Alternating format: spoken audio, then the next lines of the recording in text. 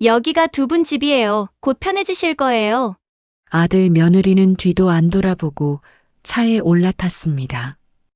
입소 서류는 이미 다 준비되어 있었어요. 그런데 아들 내외는 몰랐습니다. 아버지가 50년간 품고 다닌 그 낡은 가방. 그 안에 뭐가 들었는지, 그리고 그게 모든 걸 뒤집어 놓을 거라는 것도요. 이번 사연에서는 요양원에 버려진 노부부의 역전극에 대해서 들려드리겠습니다. 시작하기 전에 구독과 좋아요 부탁드리고 어디서 듣고 계신지 댓글 달아주시면 감사하겠습니다. 시청자 여러분 모두 하늘의 복과 행운이 가득하기를 기원합니다. 사흘 전 아들 민호에게서 전화가 왔어요. 어머니, 이번 주말에 저희가 내려갈게요. 오랜만에 바람 좀 쐬러 다녀와요. 좋은 데 있거든요. 경자는 기뻤습니다. 아들 내외가 먼저 연락하는 일이 드물었거든요. 명절에도 잠깐 얼굴 비추고 가는 게 전부였는데 먼저 여행을 가자고 하다니요. 그래, 좋지. 아버지한테도 말해놓을게. 전화를 끊고 경자는 남편에게 달려갔어요. 여보, 민호가 주말에 우리 데리고 어디 좋은 데 간다네요. 태호는 신문을 내려놓고 아내를 바라보았습니다. 갑자기 바람 쐬러 가자고요. 좋은 데 있대요. 태호는 고개를 끄덕였어요. 아들이 효도하겠다는데 마다할 이유가 없었죠.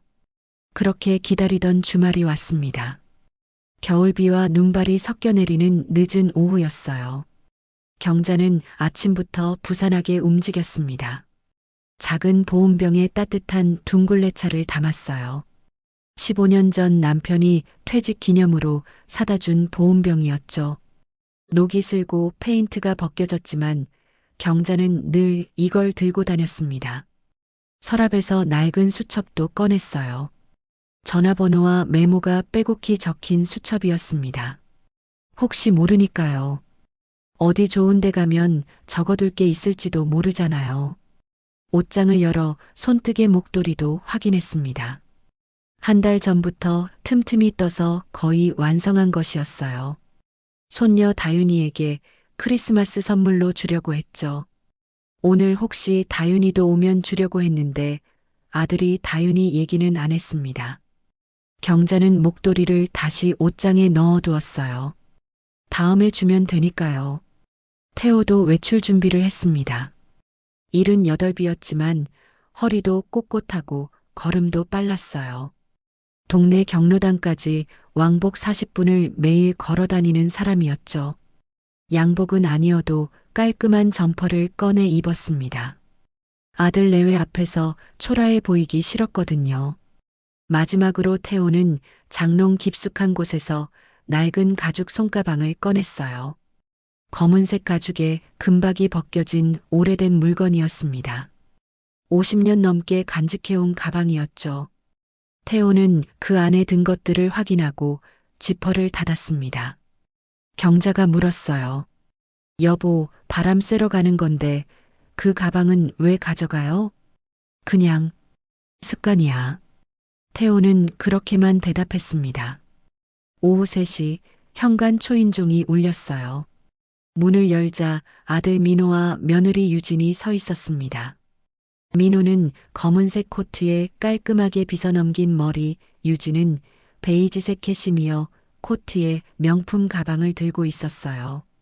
둘 다 성공한 사람들의 차림새였죠.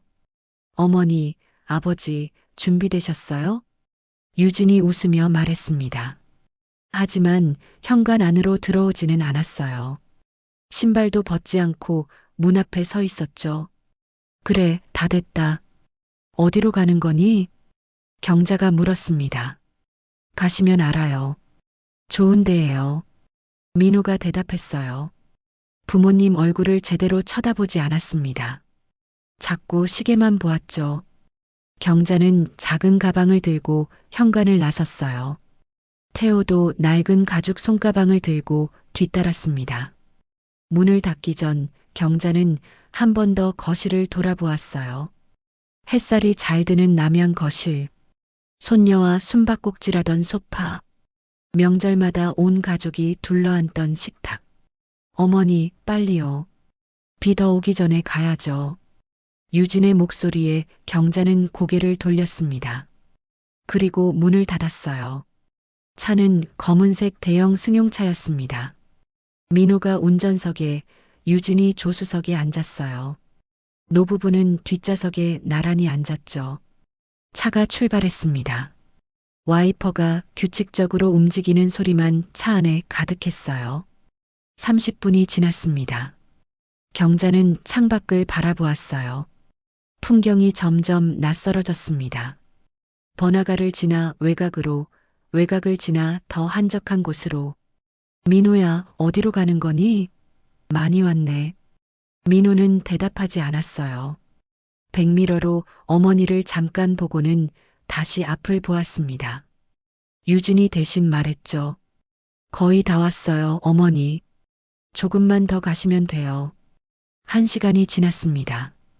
차가 속도를 줄이며 어느 건물 앞에 섰어요. 경자는 창밖을 내다보았습니다. 4층짜리 건물이 서 있었어요. 흰색 외벽에 초록색 간판. 햇살 요양원. 경자의 심장이 멈추는 것 같았습니다. 민호야, 이게 무슨... 경자가 말을 잇지 못했어요. 손이 떨렸습니다. 민호가 차에서 내렸어요. 그리고 뒷문을 열었습니다. 내리세요. 단 2글자였어요. 태호가 먼저 내렸습니다. 얼굴에 아무 표정이 없었어요. 경자도 떨리는 다리로 차에서 내렸죠. 민호야, 바람 쐬러 간다며. 여행 간다며. 경자의 목소리가 갈라졌습니다. 유진이 차에서 내리며 말했어요. 어머니, 여기가 두 분한테 제일 좋은 데예요. 저희가 알아봤어요. 무슨 소리야? 난 안 아파. 아버지도 안 아프셔. 우리 집에서 잘 살고 있었잖아. 경자가 한 발 물러섰습니다. 민호가 어머니 팔을 잡았어요. 부드럽게가 아니라 단단하게. 어머니, 여기서 이러시면 안 돼요. 사람들 봐요. 주차장에는 아무도 없었습니다. 사람들이 볼 일이 없었어요. 하지만 민호는 그렇게 말했죠. 태호가 입을 열었습니다. 여보, 일단 들어가 봅시다. 경자는 남편을 바라보았어요. 태호의 눈이 무언가를 말하고 있었습니다. 지금은 아니라고. 지금은 참으라고. 건물 안으로 들어갔어요. 소독약 냄새가 코를 찔렀습니다. 형광등 불빛이 복도를 하얗게 비추고 있었죠. 접수대 앞에 직원이 서 있었습니다. 민호가 서류 뭉치를 꺼내 접수대 위에 올렸어요. 이미 다 준비해온 서류였습니다. 바람 쐬러 가자고 전화하기 전부터 준비해둔 것이었죠. 장태호님, 문경자님 입소 서류입니다. 보호자 서명 다 했습니다. 직원이 서류를 넘겼어요. 1장, 2장, 3장. 도장을 찍고 파일에 꽂았습니다. 네, 확인됐습니다. 3분이 채 걸리지 않았어요. 노부부의 인생이 3분 만에 정리되었습니다. 경자는 옆에 서서 지켜보았어요. 자신의 이름이 적힌 서류였죠. 하지만 한 번도 보여주지 않았습니다. 어떤 내용인지, 무엇에 동의하는 건지 아무 설명도 없었어요. 어머니, 아버지, 저희는 이만 가볼게요. 민호가 말했습니다. 경자가 아들의 팔을 잡았어요. 민호야, 이러면 안 되지. 우리가 뭘 잘못했니? 왜 이러는 거야? 민호는 어머니의 손을 떼어냈습니다. 잘못한 거 없어요. 그냥 두 분 건강관리 때문에 그런 거예요. 건강관리? 나 아픈 데 없어. 아버지도 매일 경로당 걸어 다니셔. 무슨 건강관리야? 유진이 끼어들었어요. 어머니, 여기서 이러시면 곤란해요. 직원분들도 계시는데. 유진의 목소리는 차가웠습니다. 웃음기 하나 없었어요. 아까 현관 앞에서 보여주던 그 웃음은 어디 간 걸까요? 며느라, 너는 왜 이래? 시어머니한테 이게 무슨 짓이야? 경자의 눈에서 눈물이 흘렀습니다. 유진은 대답하지 않았어요. 그냥 가방 끈을 고쳐 잡고 출구 쪽을 바라보았습니다. 빨리 나가고 싶다는 표정이었죠. 민호가 마지막으로 말했어요. 여기가 두 분 집이에요. 적응하시면 편하실 거예요. 그리고 돌아섰습니다. 유진도 따라 걸었어요. 두 사람은 나란히 출구로 향했습니다. 뒤도 돌아보지 않았죠. 자동문이 열리고 닫혔습니다. 경자는 그 자리에 서 있었어요. 다리에 힘이 풀려 주저앉을 것 같았습니다. 태호가 아내 옆에 섰어요. 아무 말도 하지 않았습니다. 그저 아내의 팔을 잡아주었죠. 직원이 다가왔습니다. 방으로 안내해 드릴게요. 이쪽으로 오세요. 복도가 길었어요. 양옆으로 문이 줄지어 있었습니다. 열린 문 사이로 침대에 누운 노인들이 보였어요. 천장만 바라보는 눈동자, 움직이지 않는 손. 302호 앞에 도착했습니다. 문에 이름표가 붙어 있었어요. 장태호, 문경자. 방은 좁았습니다. 침대 2개가 나란히 놓여 있었어요. 창문은 있었지만 커튼이 쳐져 있어서 바깥이 보이지 않았죠. 경자가 침대에 주저앉았습니다. 손으로 얼굴을 감싸고 울었어요. 소리 없이 어깨만 들썩이며. 태호는 낡은 가죽 손가방을 침대 옆 서랍장 위에 올려놓았습니다. 그리고 창가로 걸어갔어요. 커튼을 살짝 젖히고 바깥을 내다보았죠. 주차장이 보였습니다. 검은색 승용차가 빠져나가고 있었어요. 아들 내외가 타고 온 차였습니다. 태호는 오래도록 그 차를 바라보았어요. 밤이 깊어갔습니다. 복도에서 발자국 소리가 점점 줄어들었어요. 경자가 눈물을 닦으며 물었습니다. 여보, 우리가 뭘 잘못한 걸까요? 태호는 창가에 선 채로 대답했어요. 아무것도 잘못한 거 없어. 그런데 왜 이런 일을 당하는 걸까요? 태호는 돌아서서 아내를 바라보았습니다. 여보, 오늘 있었던 일 다 기억해둬요. 하나도 빠짐없이. 경자는 남편을 올려다보았어요. 그게 무슨 말이에요? 태호는 서랍장 위에 낡은 가죽 손가방을 바라보았습니다. 언젠가 쓸 일이 있을 거야. 창밖에서는 겨울비가 계속 내리고 있었어요. 요양원의 아침은 6시에 시작됐어요. 복도에 형광등이 켜지고 스피커에서 경쾌한 음악이 흘러나왔습니다. 기상시간을 알리는 신호였죠. 경자는 눈을 떴어요. 낯선 천장이 보였습니다. 아, 여기가 집이 아니구나. 매일 아침 같은 생각으로 하루가 시작됐어요. 옆 침대에서 남편이 일어나 앉았습니다. 태호는 이미 눈을 뜨고 있었어요. 밤새 잠을 설친 것 같았죠. 6시 30분 세면 시간, 7시 아침 식사, 8시 투약 시간, 9시 오전 프로그램. 요양원의 하루는 철저하게 짜여 있었습니다. 분 단위로 움직여야 했어요. 화장실 가는 시간도 물 마시는 시간도 정해져 있었죠. 입소 3일째 되던 날이었습니다. 태호가 식당에서 아침을 먹고 있었어요. 밥 한 공기에 김치, 콩나물국. 메뉴는 매일 비슷했습니다. 태호는 말없이 숟가락을 들었어요. 직원 한 명이 다가왔습니다. 이름표에 박지수라고 적혀 있었어요.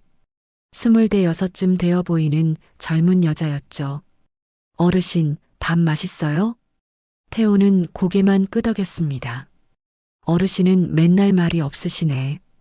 혼자 생각이 많으신가 봐. 직원이 옆 사람에게 들으라는 듯이 말했어요.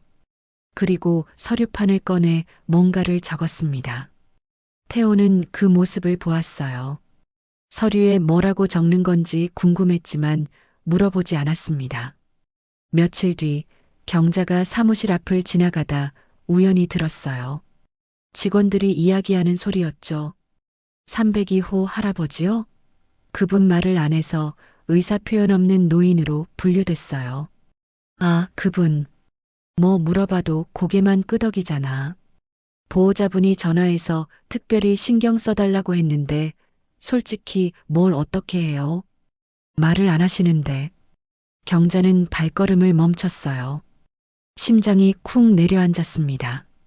의사 표현 없는 노인이라니요. 남편은 말이 없는 게 아니라 말을 아끼는 사람이었어요. 50년을 같이 살면서 그걸 모를 리가 없었죠. 하지만 여기서는 달랐습니다. 말을 많이 하지 않으면 문제가 있는 사람으로 취급받았어요. 그날 오후 경자에게 이상한 일이 생겼습니다. 방에 돌아와 보니 서랍장 위에 있던 물건들이 사라져 있었어요. 보온병, 낡은 수첩, 손수건 몇 장. 분명히 아침에 정리해둔 것들이었죠. 경자는 복도로 나갔습니다. 지나가는 직원을 붙잡았어요. 저기요, 제 물건이 없어졌어요. 서랍장 위에 있던 거요. 직원이 귀찮다는 표정을 지었습니다. 어르신, 뭐가 없어졌는데요? 보온병이요. 그리고 수첩하고 손수건이요. 보온병이요? 청소할 때 치웠을 수도 있어요. 잃어버리셨나 보네. 아니에요. 잃어버린 게 아니라 분명히 거기 뒀어요. 직원이 한숨을 쉬었어요. 어르신, 일단 분실물 센터 가보세요. 거기 있을 수도 있으니까. 그게 끝이었습니다. 사과도 없고 찾아보겠다는 말도 없었어요. 경자는 혼자 분실물 센터를 찾아갔습니다. 긴 복도를 걸어서 지하 1층까지 내려갔어요. 무릎이 시큰거렸죠. 분실물 센터에는 온갖 물건들이 쌓여 있었습니다. 슬리퍼, 안경, 틀니 케이스. 주인을 찾지 못한 물건들이었어요. 경자는 그 속에서 자신의 보온병을 찾았습니다. 구석에 굴러다니고 있었어요. 15년을 들고 다닌 물건이 쓰레기처럼 버려져 있었죠. 수첩은 찾지 못했습니다. 전화번호와 메모가 빼곡히 적힌 그 수첩, 삶의 기록이 담긴 물건을 영영 잃어버렸어요. 그날 저녁 태호가 방에서 시설 문제를 발견했습니다. 화장실 바닥 매트가 미끄러웠어요. 물기가 있으면 위험할 정도였죠. 태호는 직접 확인해 봤습니다. 손으로 매트를 눌러보니 물이 스며들어 축축했어요. 난방도 문제였습니다. 밤이 되면 방이 쌀쌀했어요. 이불을 두 겹으로 덮어도 추웠죠. 창문 틈으로 찬바람이 새어 들어왔습니다. 태호는 다음 날 아침 사무실을 찾아갔어요. 민원 접수 창구였습니다. 화장실 매트가 미끄럽습니다. 교체해 주시면 좋겠어요. 직원이 컴퓨터 화면을 보며 대답했습니다. 네, 접수할게요. 그리고 난방이 약해요. 밤에 많이 춥습니다. 난방은 중앙에서 관리하는 거라 개별 조절이 안 돼요. 그럼 담요라도 추가로 받을 수 있을까요? 직원이 잠깐 생각하는 척 하더니 말했어요. 담요는 정해진 수량이 있어서요. 확인해보고 연락드릴게요. 연락은 오지 않았습니다. 사흘이 지나도 일주일이 지나도요. 태호는 다시 찾아가지 않았어요. 찾아가봤자 달라질 게 없다는 걸 알았거든요. 그 무렵 며느리 유진에게서 전화가 왔습니다. 전화를 받은 건 요양원 사무실이었어요. 유진은 직원에게 말했죠. 어머니 상태 좀 유심히 봐주세요. 혹시 이상한 행동하시거나 기억력이 떨어지시면 바로 연락 주시고요. 직원이 대답했습니다. 네, 알겠습니다. 특별히 신경 쓰겠습니다. 그날부터 분위기가 달라졌어요. 직원들이 경자를 유심히 쳐다보기 시작했습니다. 식사 시간에 뭘 먹는지, 프로그램 시간에 어떻게 행동하는지, 마치 감시하듯이요. 경자는 그 시선이 불편했습니다. 하지만 내색하지 않았어요. 괜히 예민하게 굴면 더 이상하게 볼 것 같았거든요. 어느 날 오후 경자가 복도를 걷고 있었어요. 직원 2명이 뒤에서 속삭이는 소리가 들렸습니다. 저 할머니 보호자가 치매 아닌지 확인해 달라고 했대. 진짜요? 근데 멀쩡해 보이는데. 겉으론 멀쩡해 보여도 몰라. 초기에는 다 그렇대잖아. 경자는 걸음을 멈추지 않았어요. 그냥 걸었습니다. 주먹을 꽉 쥐고 이를 악물고요. 치매라니. 자신이 치매라니요. 방에 돌아와서 경자는 거울을 들여다봤습니다.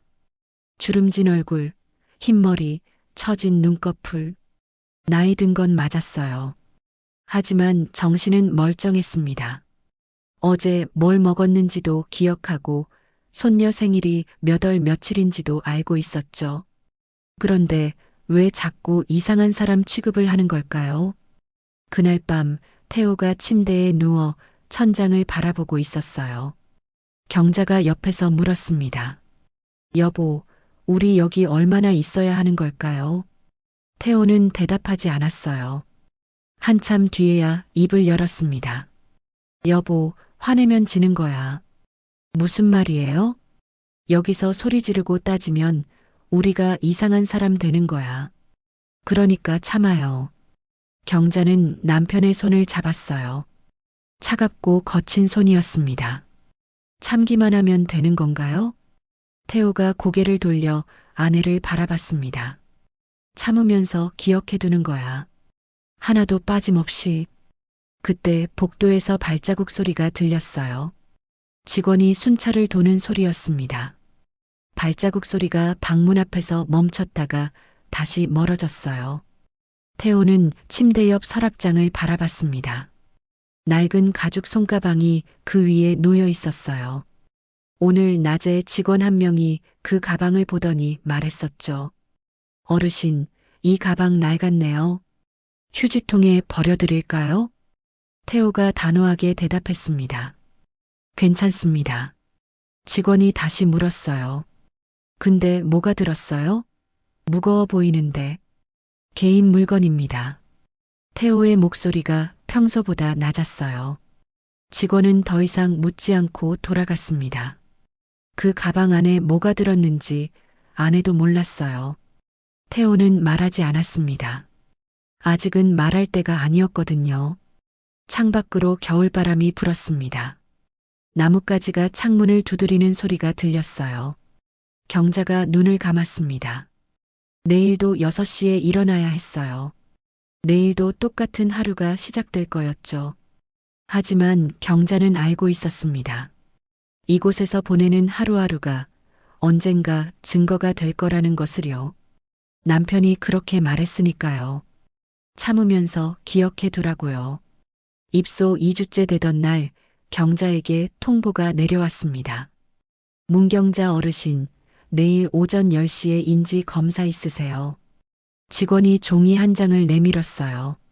검사 안내문이었습니다. 경자는 그 종이를 받아들고 물었죠. 인지 검사요? 그게 뭔데요? 치매 검사예요. 보호자분이 요청하셨어요. 보호자. 그러니까 아들 내외가 요청했다는 말이었습니다. 경자의 손이 떨렸어요. 종이가 바스락거렸습니다. 난 치매 아닌데요. 왜 검사를 받아야 해요? 직원이 사무적인 표정으로 대답했습니다. 보호자 요청이라서요. 저희도 절차대로 해야 해요. 그게 끝이었어요. 보호자가 요청하면 본인 의사와 상관없이 검사를 받아야 했습니다. 경자는 아무 말도 하지 못했어요. 그냥 고개를 끄덕이고 방으로 돌아왔죠. 그날 밤 경자는 잠을 이루지 못했습니다. 천장을 바라보며 생각했어요. 내가 정말 치매인가? 기억력이 떨어졌나? 뭔가 이상한 행동을 했나? 아무리 생각해도 그런 적이 없었습니다. 어제 저녁에 뭘 먹었는지도 기억하고 손녀 다윤이 생일이 4월 12일이라는 것도 알고 있었어요. 집 전화번호, 아들 휴대폰 번호, 며느리 휴대폰 번호까지 전부 외우고 있었죠. 그런데 왜 치매 검사를 받아야 하는 걸까요? 다음 날 오전 10시 경자는 검사실로 갔습니다. 하얀 방이었어요. 책상 하나, 의자 2개. 그리고 흰 가운을 입은 검사관이 앉아 있었습니다. 40대 초반쯤 되어 보이는 남자였어요. 앉으세요. 경자가 의자에 앉았습니다. 심장이 빠르게 뛰었어요. 손바닥에 땀이 났죠. 검사관이 서류를 펼쳤습니다. 간단한 질문 몇 가지 할게요. 편하게 대답하시면 됩니다. 첫 번째 질문이 나왔어요. 오늘이 며칠이에요? 경자가 대답했습니다. 12월 18일이요. 여기가 어디예요? 햇살 요양원이요. 올해가 몇 년도예요? 2025년이요. 검사관이 고개를 끄덕이며 뭔가를 적었어요. 여기까지는 쉬웠습니다. 두 번째 단계로 넘어갔어요. 검사관이 종이에 그림을 그리더니 보여줬습니다. 이 그림을 보고 따라 그려보세요. 오각형 2개가 겹쳐진 모양이었어요. 경자는 연필을 들었습니다. 손이 살짝 떨렸어요. 천천히 선을 그렸습니다. 모양이 조금 삐뚤어졌지만 비슷하게 그렸죠. 검사관이 그림을 보더니 또 뭔가를 적었습니다. 세 번째 단계가 시작됐어요. 제가 단어 3개를 말할게요. 기억해 두세요. 나중에 다시 물어볼 거예요. 경자가 긴장했습니다. 비행기, 연필, 소나무. 경자는 속으로 되뇌었어요. 비행기, 연필, 소나무. 검사관이 다른 질문을 했습니다. 100에서 7을 빼면 얼마인지, 거기서 또 7을 빼면 얼마인지. 경자가 대답했어요. 93, 86, 79.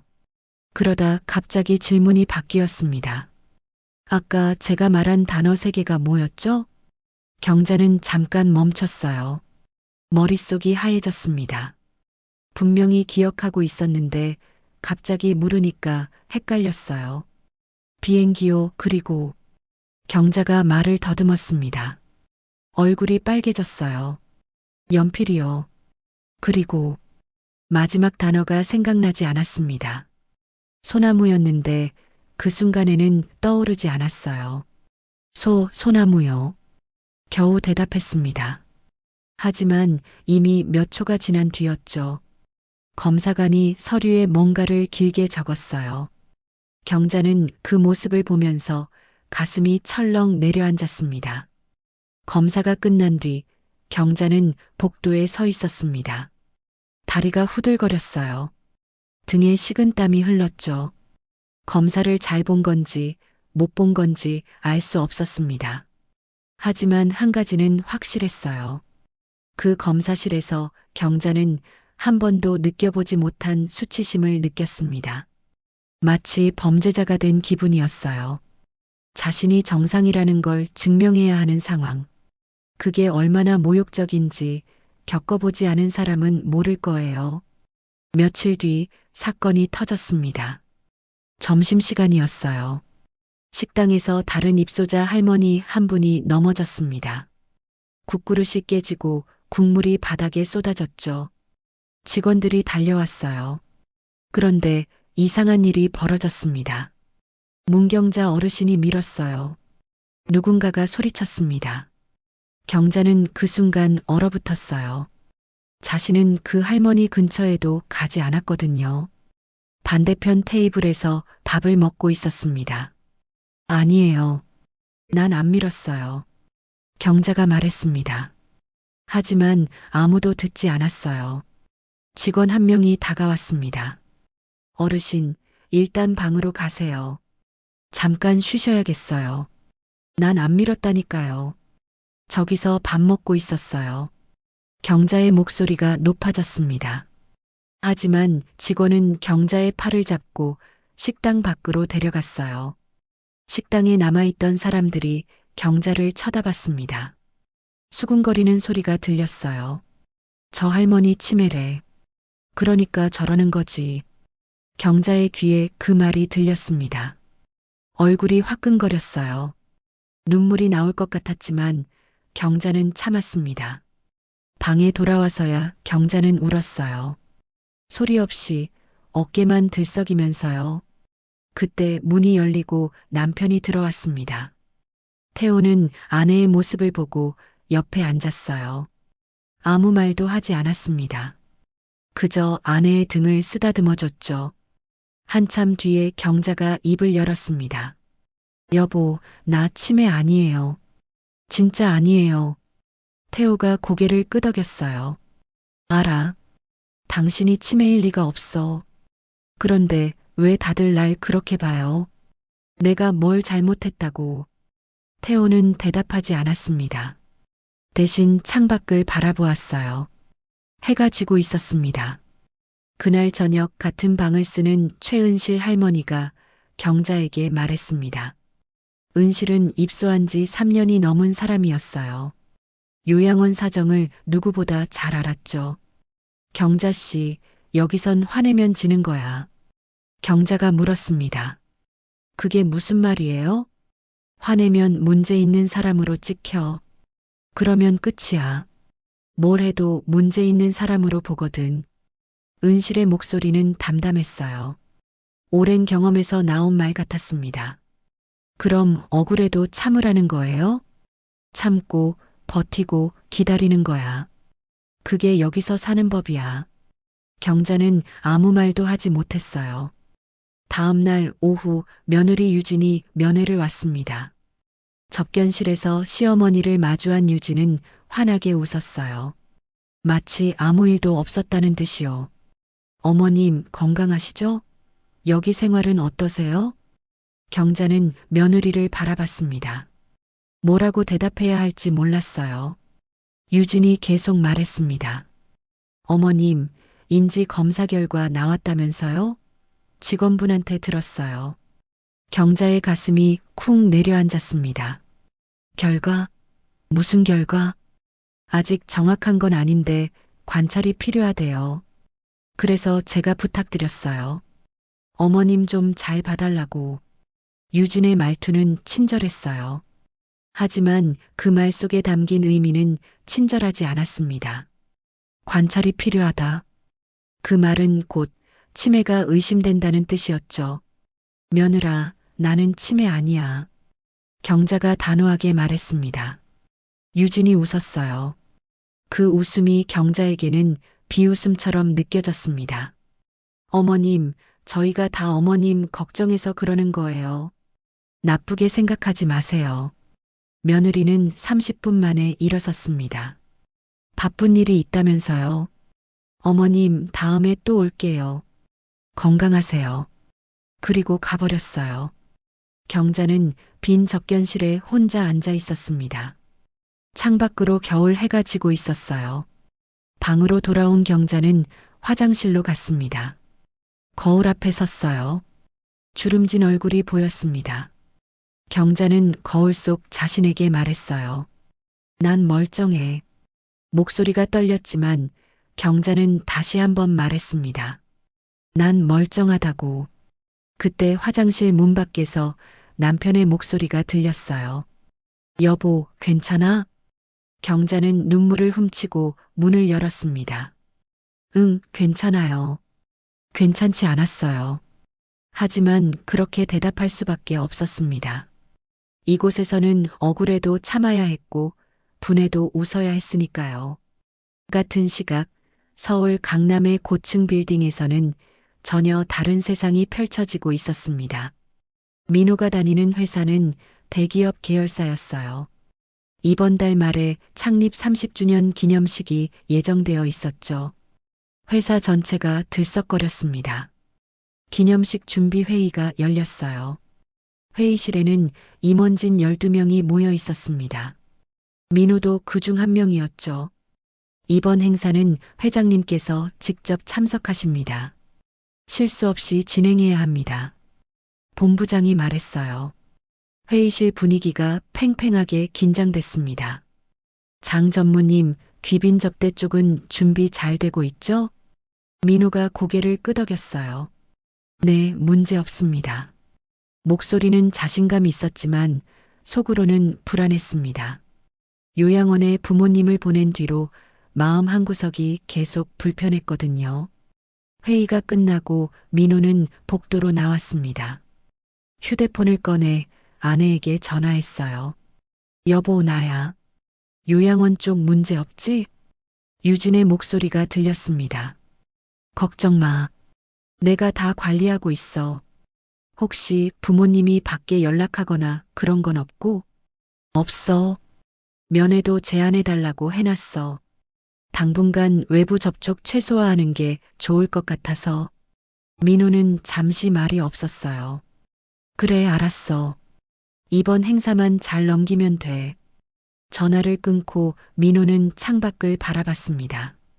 서울 시내가 한눈에 내려다 보였어요. 반짝이는 불빛들, 바쁘게 움직이는 자동차들, 화려한 세상이었죠. 그런데 왜 이렇게 마음이 무거울까요? 그 시각 유진은 집에서 전화를 끊고 소파에 앉았습니다. 거실 테이블 위에는 서류들이 쌓여 있었어요.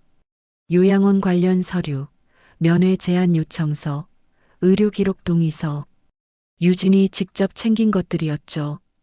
유진은 서류를 정리하며 혼잣말을 했어요. 시어머니가 괜히 밖에 전화해서 일 만들면 안 되니까.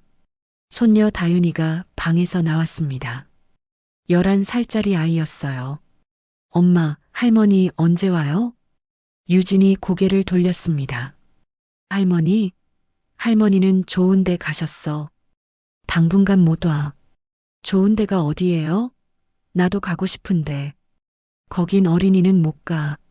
나중에 할머니가 건강해지시면 만나게 해줄게. 다윤이가 고개를 갸웃거렸어요. 할머니 아프세요? 저번에 봤을 때 괜찮으셨는데. 유진의 표정이 살짝 굳었습니다. 다윤아, 어른 일에 신경 쓰지 마. 숙제나 해. 다윤이는 뭔가 이상하다는 표정을 지었지만 더 묻지 않고 방으로 들어갔어요. 유진은 다시 서류를 들여다봤습니다. 면회 제안 요청서에 본인 서명이 선명하게 찍혀 있었어요.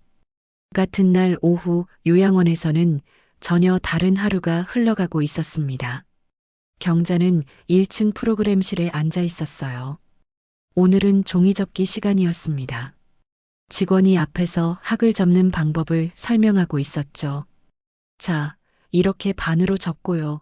여기를 이렇게. 경자는 종이를 들고 따라 접었습니다. 손이 예전 같지 않아서 모서리가 삐뚤어졌어요. 옆에 앉은 할머니가 경자를 쳐다봤습니다. 잘 못 접으시네. 치매 있으신 분이라면서요?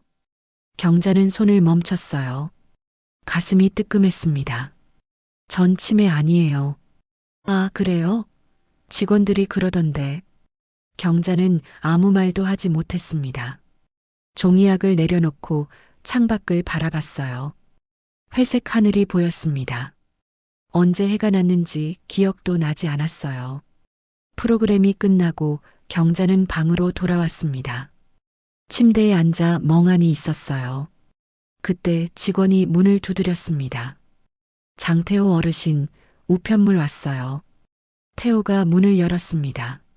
직원이 봉투 하나를 건넸어요. 근데 어르신, 앞으로 우편물은 사무실에서 확인 후에 전달해 드릴 거예요. 보호자분 요청이에요. 태호의 눈이 좁아졌습니다. 우편물을 왜 사무실에서 확인해요?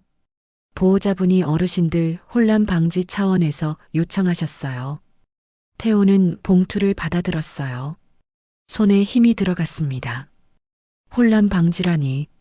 자기 앞으로 온 편지도 마음대로 못 받는다니. 직원이 가고 난 뒤 태호는 봉투를 뜯었습니다. 옛 직장 동료가 보낸 편지였어요. 안부를 묻는 내용이었습니다. 태호는 편지를 읽고 접어서 서랍에 넣었어요. 그리고 창밖을 바라봤습니다. 저녁이 되자 사무실에서 공지가 내려왔습니다. 장태호, 문경자 어르신, 당분간 면회가 제한됩니다. 보호자 요청에 따른 조치입니다. 경자가 직원에게 물었어요. 면회 제한이요? 그게 무슨 말이에요? 외부 방문객 면회가 제한된다는 거예요. 보호자분이 요청하셨어요. 왜요? 우리가 뭘 잘못했는데요? 직원이 어깨를 으쓱했습니다. 저희도 보호자분 요청대로 하는 거예요. 자세한 건 보호자분께 물어보세요. 그게 끝이었어요. 경자는 할 말을 잃었습니다. 이제 아무도 만날 수 없게 된 거였어요. 밖에서 누가 찾아와도, 친척이 와도, 옛 친구가 와도 전부 다 막힌 거였습니다. 그날 밤 경자와 태호는 나란히 침대에 누워 있었어요. 불을 끄고 어둠 속에서 천장을 바라봤습니다. 옆방을 쓰는 은실 할머니가 조용히 말했어요. 경자 씨, 태호 씨, 잠 안 오죠? 경자가 대답했습니다. 네, 잠이 안 와요. 은실이 한숨을 쉬었어요. 밖은 잔치고 여긴 기다림이야. 무슨 말이에요? 밖에서는 다들 바쁘게 살잖아. 돈 벌고 승진하고 파티하고. 근데 여기 있는 우리는 그냥 기다리는 거야. 누가 와주길, 누가 기억해주길. 은실의 목소리가 쓸쓸했습니다. 나도 여기 3년 있었어. 처음엔 아들이 매주 왔어. 그 다음엔 한 달에 한 번. 이젠 명절에도 안 와. 경자는 아무 말도 하지 못했어요. 경자 씨는 아직 나은 거야. 남편분이 곁에 계시잖아. 나는 혼자야. 태호가 조용히 입을 열었습니다. 은실 씨, 우리도 언젠가 여기서 나갈 겁니다. 은실이 쓴웃음을 지었어요. 그래요? 어떻게요? 태호는 대답하지 않았습니다. 그냥 천장을 바라보고 있었어요. 잠시 후 태호가 아내에게 속삭였습니다. 여보, 자요. 내일도 긴 하루가 될 거야. 경자가 남편의 손을 잡았어요. 여보, 우리 정말 나갈 수 있을까요? 태호가 아내의 손을 꽉 쥐어줬습니다. 나갈 거야. 반드시. 창밖에서 바람 소리가 들렸어요. 멀리서 자동차 지나가는 소리도 들렸습니다. 세상은 돌아가고 있었어요. 바깥에서는 파티가 열리고 사람들은 웃고 떠들고 있었죠. 하지만 이 좁은 방 안에서는 두 노인이 어둠 속에 누워 있었습니다. 내일이 오기를, 누군가 기억해 주기를 기다리면서요. 그리고 서울 강남 어딘가에서는 창립 기념식 준비가 한창이었습니다. 화려한 무대, 비싼 음식, 중요한 손님들. 성공을 축하하는 자리였죠. 그 축제의 주인공 중 한 명이 민호였어요. 부모님을 요양원에 버리고 면회까지 차단한 아들이었습니다. 두 세상은 같은 하늘 아래 있었지만 완전히 다른 곳이었어요. 한쪽에서는 샴페인이 터지고 다른 쪽에서는 눈물이 흘렀습니다. 입소 한 달째 되던 날 요양원에 갑작스러운 공지가 내려왔습니다.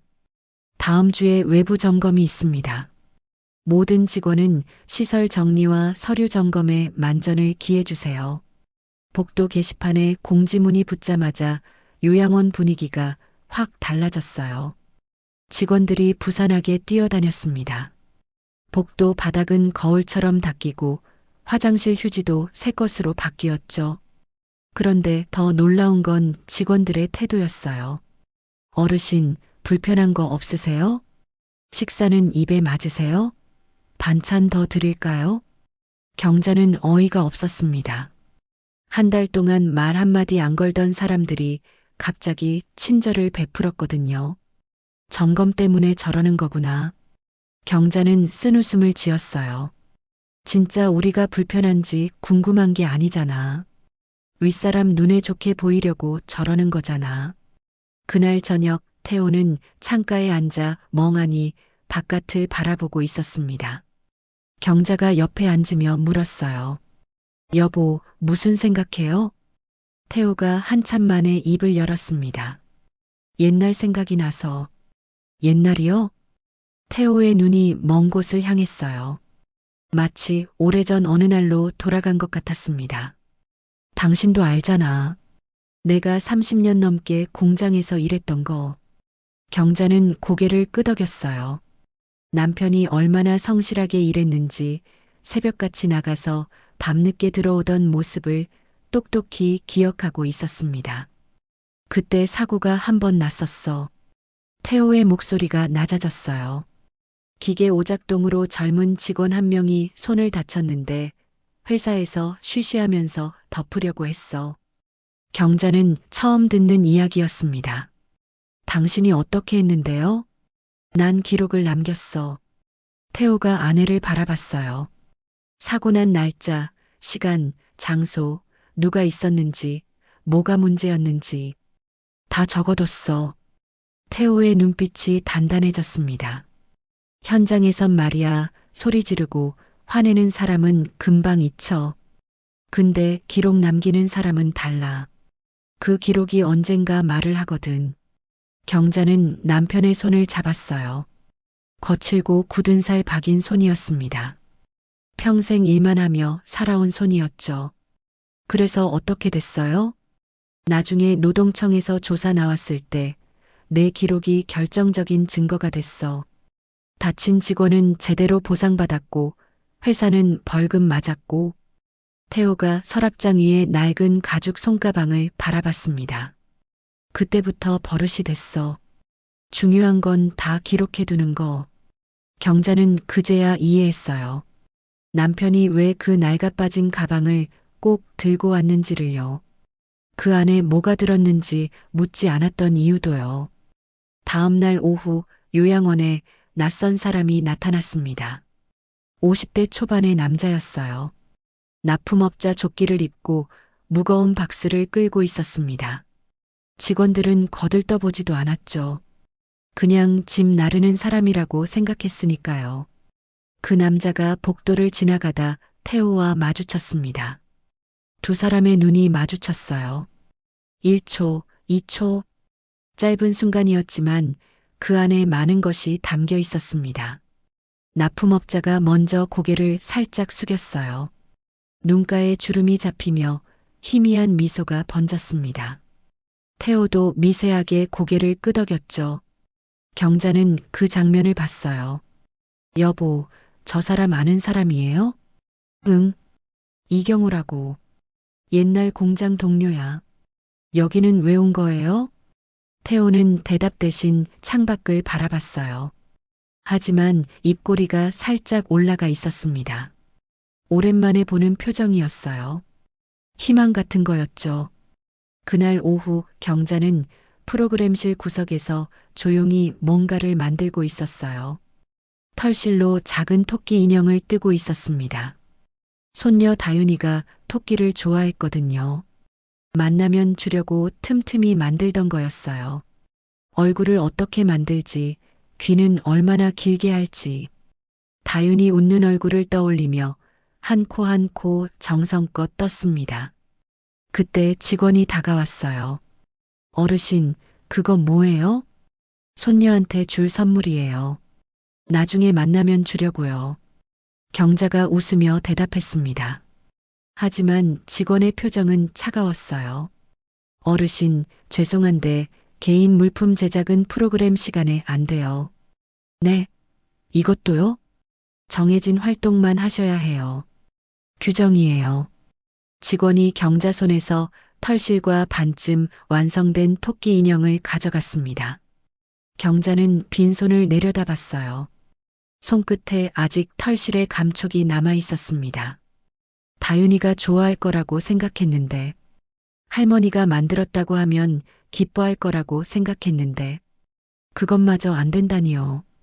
경자는 고개를 숙였어요. 눈물이 차올랐지만 꾹 참았습니다. 여기서 울면 또 이상한 사람 취급받을 테니까요. 같은 시각, 서울 어딘가에서 유진이 전화를 받고 있었습니다. 네, 알겠어요. 이번 주만 넘기면 되는 거죠? 전화기 너머로 목소리가 들렸어요. 그래요. 창립 기념식만 무사히 끝나면 남편 승진 확정이에요. 유진이 다리를 꼬며 소파에 기대 앉았습니다. 요양원 쪽은 제가 철저히 관리하고 있어요. 면회도 막아놨고 외부 연락도 차단했어요. 아무 문제 없을 거예요. 전화를 끊고 유진은 와인잔을 들어 올렸어요. 붉은 와인이 찰랑거렸습니다. 시부모님을 요양원에 보낸 건 처음부터 계획이었어요. 남편 승진에 걸림돌이 될까봐, 집안 문제로 소문날까봐, 그래서 치매 검사까지 요청한 거였죠. 유진은 와인을 한 모금 마시며 혼잣말을 했습니다. 조금만 더 버티면 돼. 그 시각 요양원 사무실에서는 서류 정리가 한창이었어요. 관리소장 오정수가 직원들에게 지시했습니다. 점검 전에 서류 싹 정리해. 문제될 만한 거 있으면 빼놔. 직원 한 명이 파일을 들고 물었어요. 302호 할머니 치매 검사 기록이요. 이거 어떻게 해요? 일단 따로 보관해. 점검 끝나면 다시 넣으면 되니까. 면회 제한 요청서는요? 그것도 빼. 괜히 설명하기 복잡해지면 안 되니까. 서류들이 하나씩 파일에서 빠져나갔습니다. 진실이 담긴 기록들이 어둠 속으로 사라지고 있었어요. 밤 9시 요양원 주차장. 아까 그 납품업자 경호가 트럭 옆에 서서 전화를 걸고 있었습니다. 형님, 저 경호입니다. 확인했어요. 여기 맞아요. 전화기 너머로 태호의 목소리가 들렸어요. 수고했어. 고맙다. 형님, 근데 상황이 좀 안 좋아 보여요. 서류 정리하는 거 봤는데 뭔가 숨기려는 것 같아요. 그래. 알았어. 경호가 조심스럽게 물었습니다. 형님, 언제 움직이실 거예요? 잠시 침묵이 흘렀어요. 때가 되면 전화가 끊겼습니다. 경호는 휴대폰을 주머니에 넣고 하늘을 올려다봤어요. 구름 사이로 별이 몇 개 보였습니다. 30년 전 공장에서 손 다쳤을 때가 떠올랐어요. 회사에서 쉬쉬할 때 기록 남겨서 보상받게 해준 사람. 태호 형님이었죠. 그 은혜를 평생 잊지 않았습니다. 이제 그 형님이 어려운 상황에 처해 있었어요. 경호는 도울 준비가 되어 있었습니다. 한밤중 302 호방. 태호는 아내가 잠든 것을 확인하고 조용히 일어났어요. 서랍장 위에 낡은 가죽 손가방을 열었습니다. 안에는 오래된 서류들이 가지런히 들어 있었어요. 인감도장, 통장 사본, 그리고 두꺼운 장부 한 권과 이 모든 것들이 들어있는 USB. 태호는 장부를 꺼내 페이지를 넘겼습니다. 빼곡한 글씨가 달빛에 희미하게 빛났어요. 50년 동안 모은 기록이었습니다. 재산 내역, 계약서, 가족 문서들. 아들에게도 보여준 적 없는 것들이었죠. 태호는 장부를 가슴에 품었어요. 심장 박동이 느껴졌습니다. 아직은 아니야. 하지만 그날은 반드시 온다. 태호는 장부를 다시 가방에 넣고 지퍼를 닫았습니다.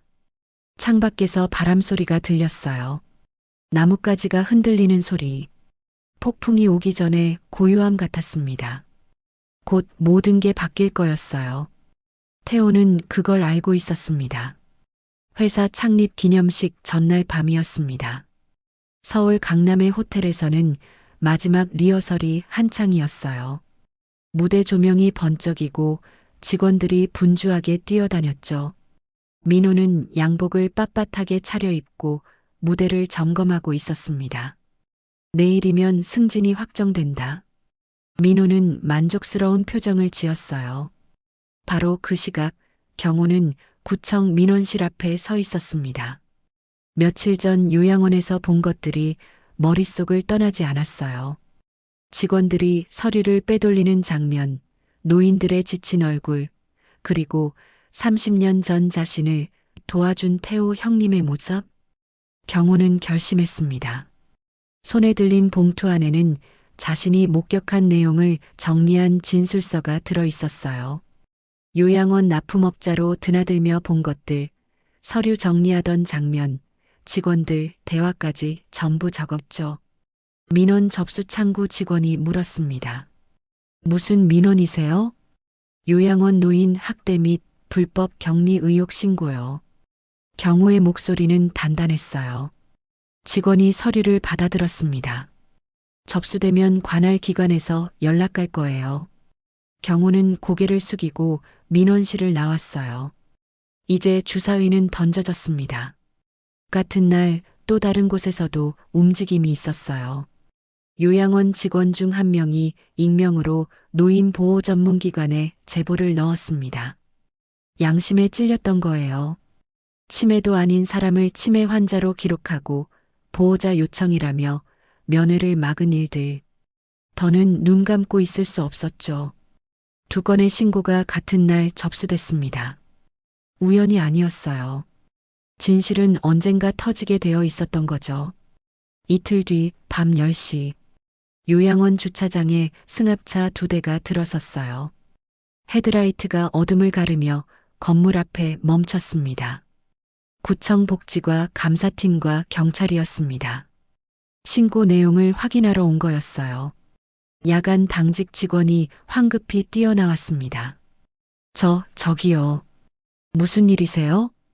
감사팀 직원이 공문을 내밀었어요. 햇살 요양원 관련 민원이 접수되어서 현장 확인 나왔습니다. 사무실로 안내해 주세요. 직원의 얼굴이 하얗게 질렸습니다. 손이 부들부들 떨렸어요. 사무실 불이 켜졌습니다. 관리소장 오정수가 헐레벌떡 뛰어왔어요. 잠옷 위에 급하게 점퍼를 걸친 모습이었죠. 무슨 일이십니까? 감사팀장이 서류를 펼쳤습니다.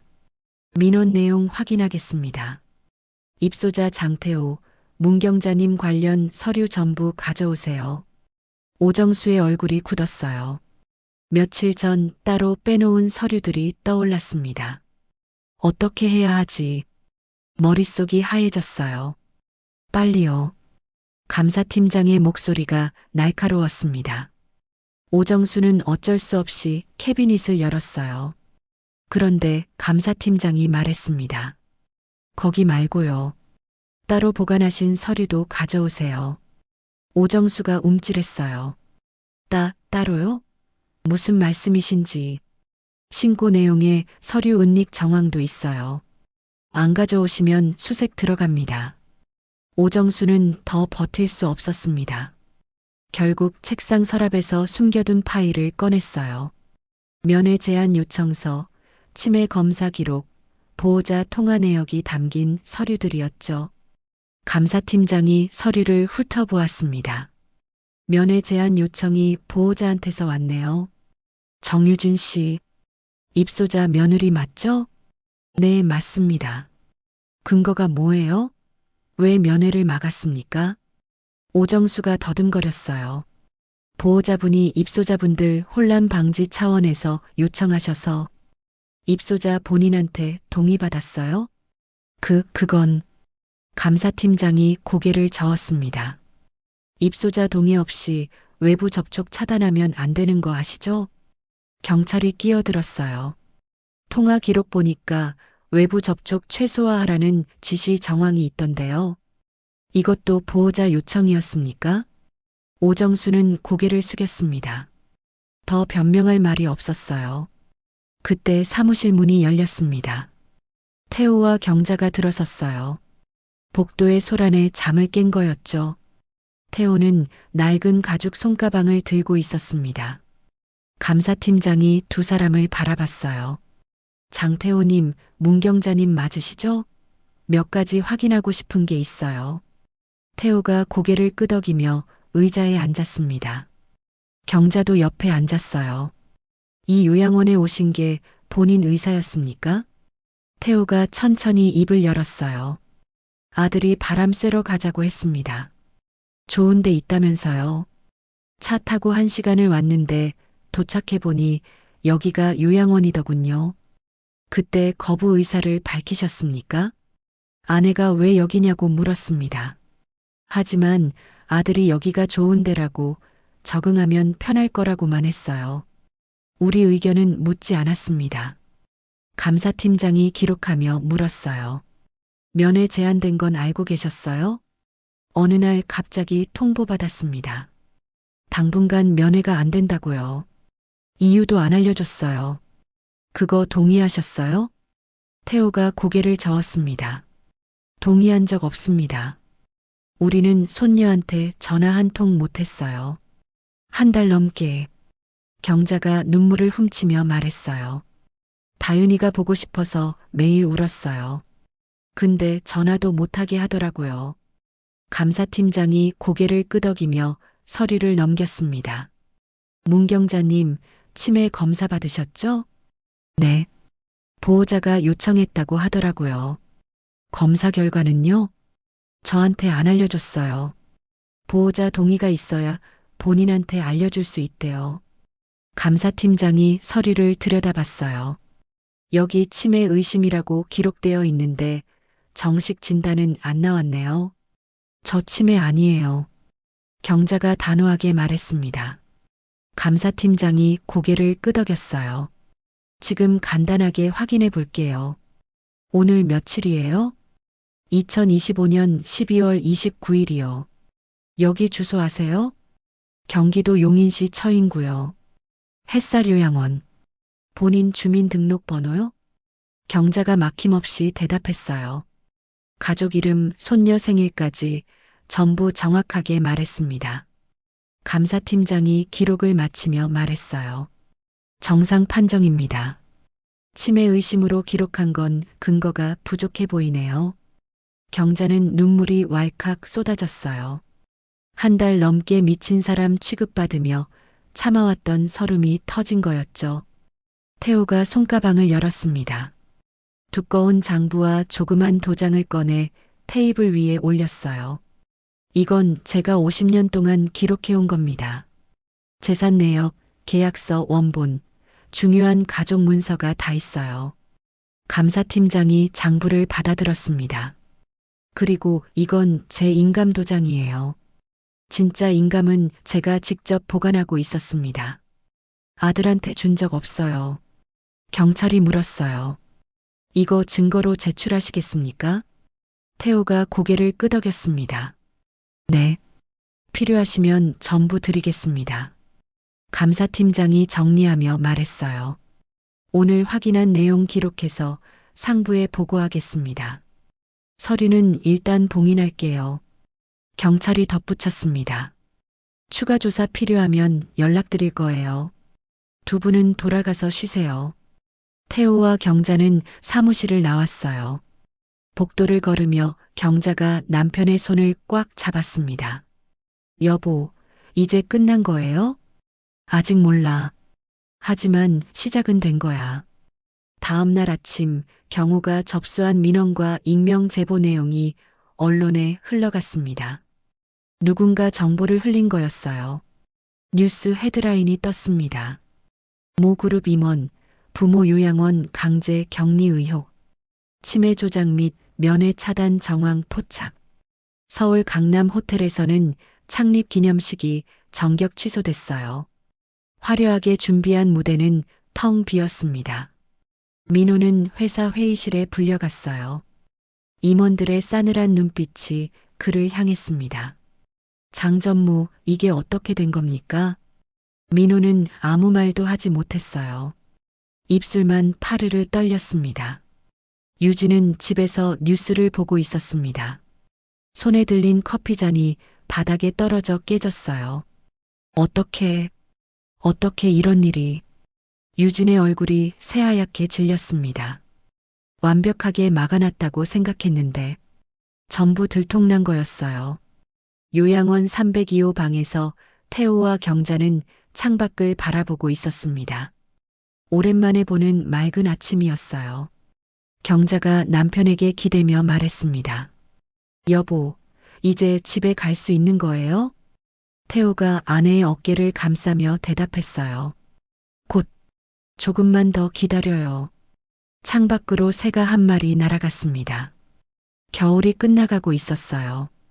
뉴스가 나간 다음 날 세상이 뒤집어졌습니다. 단순한 가족 문제가 아니었어요.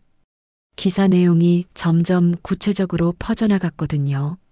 대기업 임원, 멀쩡한 부모 요양원에 속여서 입소시켜 바람 쐬러 가자고 깨어내 1시간 거리 요양원의 유기. 며느리, 시어머니 치매 조작 시도 및 면회 전면 차단. 손녀와 통화조차 막아 한 달 넘게 고립. 인터넷에 기사가 퍼지자 댓글이 폭발했어요. 저런 놈이 임원이라고? 부모한테 저러는데 회사에선 얼마나 더 하겠어. 며느리는 더 악독하네. 시어머니한테 치매 누명까지 씌우다니. 저 회사 물건 절대 안 산다. 불매 들어간다. 사람들의 분노가 들끓었습니다. 단순히 가족 문제를 넘어서 민호가 다니는 회사까지 불똥이 튀었어요. 투자사에서 연락이 왔습니다. 이번 계약건 일단 보류하겠습니다. 이미지 리스크가 너무 커요. 회사 주가가 이틀 만에 8% 떨어졌어요. 주주들 항해 전화가 빗발쳤습니다. 긴급 임원 회의가 소집됐어요. 회의실에 임원 12명이 모였습니다. 민호는 맨 끝자리에 앉아 있었어요. 얼굴이 헬쑥했습니다. 밤새 한숨도 못 잔 게 역력했죠. 대표이사가 서류를 탁 내려놓으며 말했어요. 장전무 설명해봐요. 아버지가 뉴스에서 뭐라고 했는지 알아요? 민호가 입술을 달싹거렸습니다. 그건 오해가 있어서. 오해? 대표이사가 말을 끊었어요. 아버지가 직접 말했어요. 바람 쐬러 가자고 해서 차 탔더니 요양원이었다고. 한 달 넘게 손녀한테 전화 한 통 못했다고. 이게 오해예요? 민호는 대답하지 못했어요.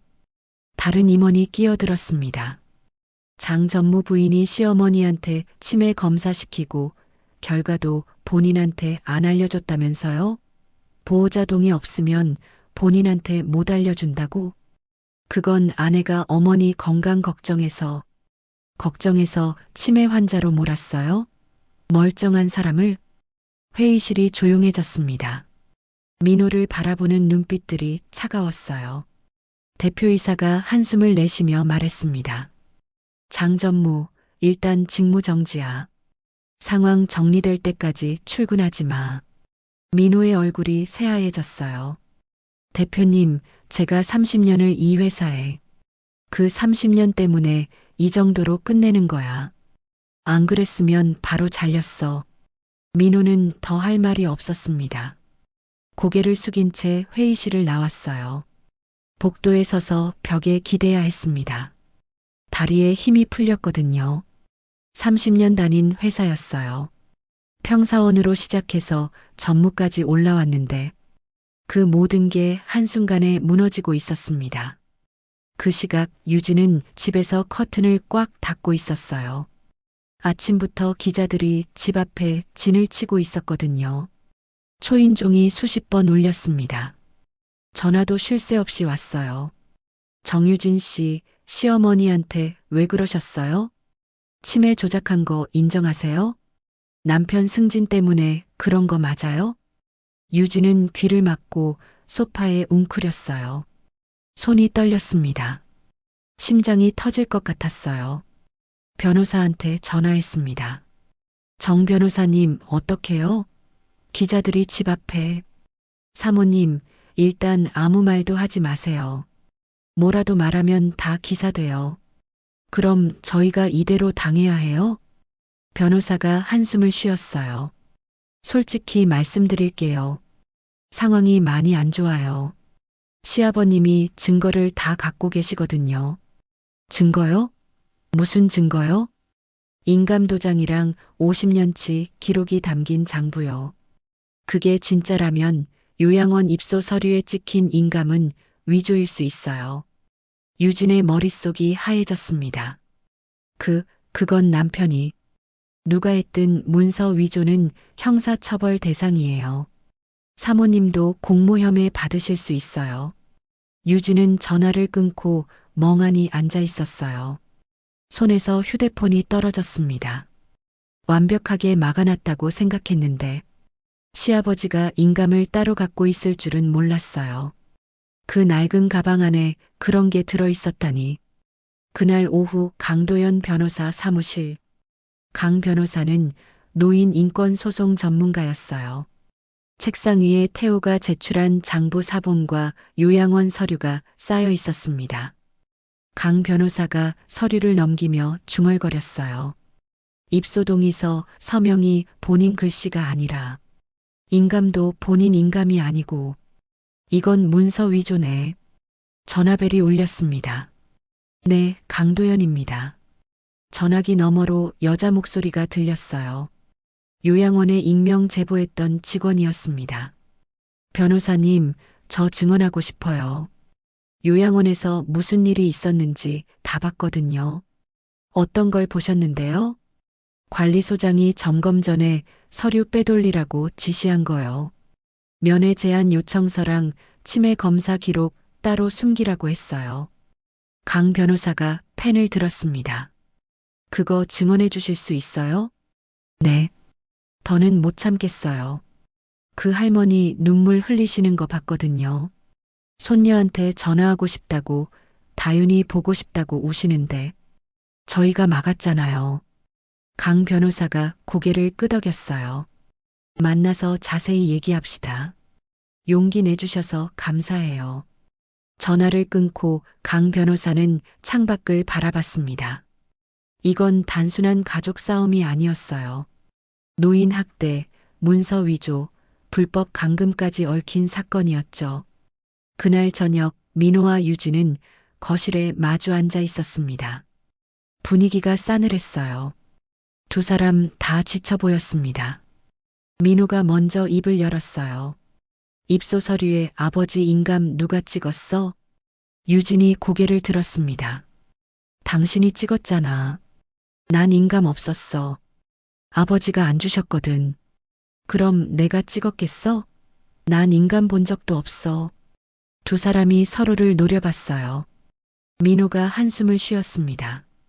그럼 그 인감은 대체 어디서 난 거야? 몰라. 당신이 알아서 한 거 아니야? 나한테 뒤집어 씌우지 마. 민호가 소리쳤어요. 유진도 지지 않았습니다. 뒤집어 씌우긴. 요양원 보내자고 한 것도 당신이야. 면회 제안하자고 한 것도 당신이고, 면회 제안까지 하자고 한 건 당신이잖아. 두 사람의 고함 소리가 거실에 울렸어요. 그때 계단에서 발소리가 들렸습니다. 다윤이가 내려오고 있었어요. 엄마, 아빠, 왜 싸워요? 11살짜리 아이의 목소리가 떨렸어요. 눈에 눈물이 그렁그렁했습니다. 유진이 억지로 웃으며 말했어요. 아니야, 다윤아. 엄마, 아빠 얘기하는 거야. 방에 가 있어. 근데 왜 소리 질러요? 할머니 얘기했잖아요. 할머니 어디 있어요? 왜 안 보여요? 민호와 유진은 아무 말도 하지 못했어요. 다윤이가 울먹이며 말했습니다. 할머니 보고 싶어요. 할머니한테 전화하고 싶어요. 유진이 다윤이를 안으며 말했어요. 다윤아, 할머니는 지금 아프셔서. 할머니 안 아팠어요. 저번에 봤을 때 괜찮았단 말이에요. 다윤이가 엄마 품에서 빠져나왔어요. 울면서 방으로 뛰어 올라갔습니다. 민호와 유진은 빈 거실에 남았어요. 두 사람 다 말이 없었습니다. 밖에서 기자들 목소리가 들렸어요. 아직도 집 앞에 진을 치고 있었죠. 민호가 머리를 감싸주며 중얼거렸습니다. 어쩌다 이렇게 된 거야. 요양원에서는 태호와 경자가 뉴스를 보고 있었어요. 화면에 아들 민호가 나왔습니다. 기자들에게 둘러싸여 고개 숙이고 지나가는 장면이었죠. 경자가 한숨을 쉬었어요. 여보, 저게 우리 아들이에요. 태호는 말이 없었습니다. 우리가 너무한 거 아닐까요? 태호가 천천히 입을 열었어요. 경자 씨, 저 애가 우리한테 뭐라고 했는지 기억해요? 경자는 대답하지 못했습니다. 여기가 집이래요. 바람 쐬러 간다고 속여놓고 여기가 집이라고 했어요. 태호의 목소리가 떨렸어요. 분노가 아니라 슬픔이었습니다. 우리가 시작한 게 아니야. 걔들이 먼저 우리를 버렸어. 경자는 고개를 숙였어요. 눈물이 뺨을 타고 흘렀습니다. 그래도 아들인데 마음이 아파요. 태호가 아내의 손을 잡았습니다. 나도 아파. 평생 이렇게 가슴 아픈 적 없어. 두 사람은 말없이 손을 잡고 앉아 있었어요. 창밖으로 눈이 내리고 있었습니다. 하얗게 쌓이는 눈처럼 진실도 하나씩 드러나고 있었어요. 이제 되돌릴 수 있는 사람은 아무도 없었습니다. 뉴스가 터진 지 열흘이 지났습니다. 민호는 회사에서 공식적으로 해고 통보를 받았어요. 직무 정지도 아니고 권고사직도 아니었습니다. 그냥 잘렸어요. 인사팀장이 서류를 내밀었습니다. 장 전무님, 여기 서명해 주세요. 민호는 펜을 들었어요. 손이 떨렸습니다. 30년을 바친 회사였는데, 평사원으로 시작해서 전무까지 올라왔는데, 이렇게 쫓겨나다니. 서명을 하고 회사를 나왔어요. 주차장까지 걸어가는 길이 천리 같았습니다. 동료들이 쳐다보는 시선이 따가웠어요. 누구 하나 인사하는 사람이 없었습니다. 차에 타서 한참을 멍하니 앉아 있었어요. 핸들을 잡은 손에서 힘이 빠졌습니다. 집에 돌아오니 유진이 거실 바닥에 주저앉아 있었어요. 얼굴이 부어 있었습니다. 눈이 벌겋게 충혈되어 있었죠. 당신 왔어? 유진의 목소리가 갈라졌어요. 나 아까 경찰서 다녀왔어. 민호가 걸음을 멈췄습니다. 뭐? 피의자 신분으로 조사받았어. 문서 위조 공모 혐의래. 유진이 울먹이며 말했어요. 경찰이 그러더라. 시어머니한테 치매 검사시킨 거 재산 빼돌리려고 한 거 아니냐고. 치매 판정 받으면 재산 관리권 가져올 수 있으니까 일부러 그런 거 아니냐고. 민호는 아무 말도 하지 못했어요. 나 어떡해. 나 감옥 가는 거야? 유진이 소파에 얼굴을 묻고 울었습니다. 민호도 소파에 털썩 주저앉았어요. 다리에 힘이 없었습니다. 나도 다음 주에 소환장 나온대. 두 사람은 말없이 거실에 앉아 있었어요. 한때는 행복했던 집이었습니다. 비싼 가구, 넓은 거실, 예쁜 정원. 다 가진 줄 알았는데 지금은 아무것도 없는 것 같았어요. 유진이 갑자기 고개를 들었습니다. 다 당신 때문이야. 민호가 눈을 들었어요. 뭐? 당신이 인감 위조했잖아. 당신이 서류에 도장 찍었잖아. 난 몰랐어. 민호의 표정이 굳었습니다. 당신이 먼저 말 꺼냈잖아. 어머니 재산 정리해 놓자고. 난 그냥 얘기한 거지. 당신처럼 범죄까지 하라고 안 했어. 범죄? 당신이 치매 검사 요청한 건 범죄 아니야? 두 사람의 목소리가 점점 높아졌어요. 그건 당신 승진 때문이었잖아. 당신이 집안 문제 정리하라고 해서. 내가 언제. 당신이 시어머니 싫다고 맨날 징징거렸잖아. 징징거리긴. 시어머니가 나한테 어떻게 했는데. 민호가 벌떡 일어섰습니다. 그러니까 복수하려고 치매 환자로 만든 거야? 제정신이야? 유진도 일어섰어요. 복수 아니야. 진짜 치매인 줄 알았다고. 당신이 그렇게 말했잖아. 거짓말하지 마. 거실에 고함 소리가 울렸습니다. 유리창이 떨릴 정도였어요. 그때 2층에서 문 열리는 소리가 들렸어요. 작은 발소리가 계단을 내려왔습니다. 다윤이가 계단 중간에 서 있었어요. 잠옷 차림이었습니다. 눈가가 벌겋게 부어 있었어요. 울다가 나온 게 분명했죠. 엄마, 아빠, 왜 또 싸워요? 11살짜리 아이의 목소리가 떨렸습니다. 민호와 유진은 입을 다물었어요. 매일매일 싸우잖아요. 무서워요. 다윤이의 눈에서 눈물이 흘렀어요. 할머니, 할아버지 때문에 싸우는 거지요?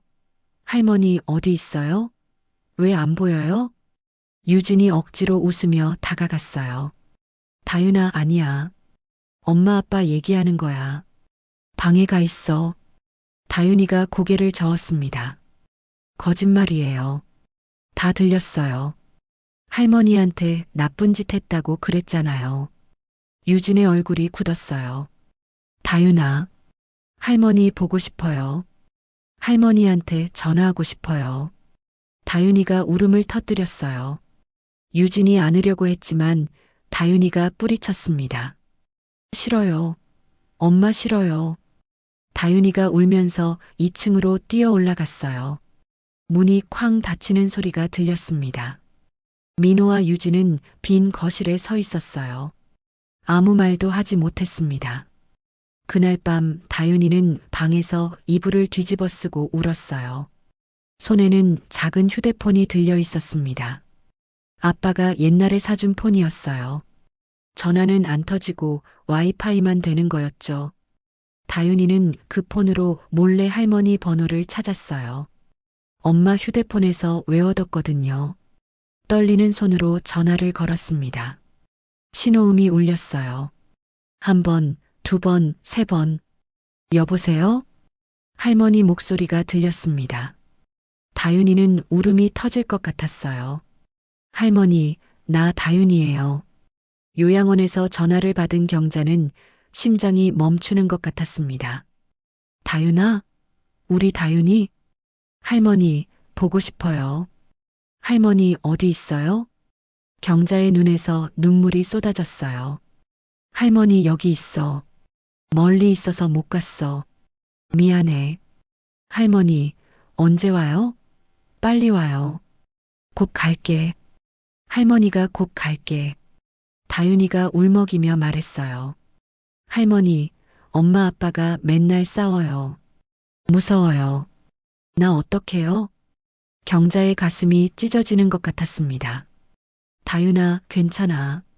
할머니가 다 해결해 줄게. 조금만 기다려. 정말이요? 응, 정말이야. 할머니가 곧 데리러 갈게. 전화가 끊긴 뒤에도 경자는 한참을 울었어요. 손녀 목소리를 한 달 만에 들었습니다. 그 작은 목소리가 얼마나 무서웠을까요? 부모가 매일 싸우는 집에서 혼자 얼마나 힘들었을까요? 경자가 남편에게 말했습니다. 여보, 다윤이가 전화했어요. 태호가 고개를 돌렸어요. 다윤이가? 엄마 아빠가 맨날 싸워서 무섭대요. 할머니 빨리 오래요. 경자의 목소리가 떨렸어요. 우리 빨리 나가야 해요. 다윤이가 기다려요. 태호가 고개를 끄덕였습니다. 그래. 나갈 준비는 다 됐어. 그 시각 요양원 사무실에서는 경자 앞으로 온 서류가 도착해 있었어요. 복지과에서 보낸 공식 문서였습니다. 인지 기능 정상 판정 통보서, 치매 의심 기록 삭제 권고. 경자는 그 서류를 한참 들여다봤어요. 이제 정상이래요. 처음부터 정상이었는데 이제야 인정해 주네요. 태호가 아내의 어깨를 감싸줬습니다. 원래부터 당신은 멀쩡했어. 누가 뭐래도. 경자는 눈물을 닦았어요. 상처는 안 사라져요. 미친 사람 취급받으면서 보낸 시간, 손녀 목소리 못 들으면서 운 밤들. 그건 안 없어져요. 태호가 고개를 끄덕였어요. 알아. 그래서 끝까지 가야 해. 창밖으로 달이 밝게 떠 있었습니다. 경자는 결심을 굳혔어요. 아들이 뭐라고 하든, 며느리가 뭐라고 하든, 손녀만은 지켜야겠다고요. 이 모든 혼란 속에서 가장 상처받는 건 아무 죄 없는 그 아이였으니까요. 긴 밤이었지만 끝이 보이기 시작했어요. 민호가 요양원에 나타난 건 예고 없이였습니다. 접견실 문이 열리고 아들이 들어왔어요. 얼굴이 반쪽이 됐더군요. 수염은 덥수룩하고 눈 밑에는 시커먼 그늘이 져 있었습니다. 태호와 경자는 의자에 앉아 있었어요. 아들을 보고도 일어나지 않았습니다. 민호가 먼저 무릎을 꿇었어요. 딱딱한 바닥에 무릎이 부딪히는 소리가 났습니다. 아버지, 어머니, 잘못했습니다. 고개를 조아렸어요. 이마가 바닥에 닿을 듯 말 듯 했습니다. 제가 미쳤었어요. 돈에 눈이 멀었어요. 용서해 주세요. 태호는 아들을 내려다봤습니다. 얼굴에 아무 표정이 없었어요. 일어나. 민호가 고개를 들었습니다. 아버지, 일어나라고. 태호의 목소리가 낮았어요. 화를 내는 게 아니었습니다. 그냥 차가웠어요. 민호가 천천히 일어섰습니다. 다리가 후들거렸어요. 태호가 입을 열었습니다. 민호야, 너 우리한테 뭐라고 했는지 기억하냐? 바람 쐬러 가자고 했지. 좋은 데 있다고 했지. 태호의 눈이 아들을 똑바로 쳐다봤어요. 1시간을 달려서 도착한 데가 여기였어. 그때 내가 뭐라고 했는지 알아? 민호는 대답하지 못했습니다. 여기가 집이래. 적응하면 편할 거래. 태호가 자리에서 일어섰어요. 50년을 산 집에서 끌려 나와서 이 좁은 방에서 적응하라고. 그게 자식이 할 소리냐? 민호의 얼굴이 일그러졌습니다. 아버지, 저도 어쩔 수 없었어요. 회사 일도 있고 유진이도. 닥쳐. 태호의 목소리가 갈라졌어요. 처음으로 감정이 터졌습니다. 어쩔 수 없었다고? 네 출세 때문에? 네 마누라 비위 때문에? 태호가 한 발 다가섰어요. 내 어머니가 치매 소리 들으면서 얼마나 울었는지 알아? 밤마다 베개에 얼굴 묻고 울었어. 나한테 자기가 진짜 미친 건지 물어봤어. 경자가 고개를 숙였습니다. 어깨가 떨렸어요. 손녀 목소리 한번 듣고 싶다고, 다윤이 보고 싶다고 매일 울었어. 근데 너희가 전화도 못하게 막았잖아. 민호가 입술을 깨물었어요. 그게 자식이야? 그게 사람이야? 태호의 목소리가 접견실에 울렸습니다. 민호가 다시 무릎을 꿇었어요. 아버지, 제발이요. 한 번만 용서해 주세요. 다시는 안 그럴게요. 용서? 태호가 코웃음을 쳤어요. 네가 용서받을 자격이 있어? 민호가 고개를 들었습니다. 눈에 눈물이 고여 있었어요. 다윤이라도 보게 해주세요. 다윤이가 할머니, 할아버지 보고 싶어 해요. 그 순간 경자가 벌떡 일어섰습니다. 다윤이? 경자의 목소리가 날카로웠어요. 지금까지 참고 있던 감정이 터진 거였습니다. 네가 다윤이 얘기를 해? 네가? 경자가 아들 앞으로 다가갔어요. 그 애가 나한테 전화했어. 울면서 전화했어. 민호의 얼굴이 굳었습니다. 엄마 아빠가 맨날 싸워서 무섭대. 할머니 어디 있냐고 보고 싶다고 울었어. 경자의 눈에서 눈물이 흘렀어요. 11살짜리 애가 밤에 혼자 이불 뒤집어 쓰고 울면서 할머니한테 전화했어. 그게 다 누구 때문이야? 민호는 아무 말도 하지 못했습니다. 네가 망쳐놓은 거야. 네 욕심 때문에 다 망쳐놓은 거야. 경자가 손을 들었어요. 아들 뺨을 때릴 것 같았습니다. 하지만 손이 허공에서 멈췄어요. 경자는 그 손을 천천히 내렸습니다. 때리지도 않을 거야. 넌 그럴 가치도 없어. 경자가 돌아섰어요. 접견실 문을 열고 나갔습니다. 태호가 아들을 마지막으로 바라봤어요. 민호야, 넌 내 아들이었어. 그 말을 남기고 태호도 나갔습니다. 빈 접견실에 민호 혼자 남았어요.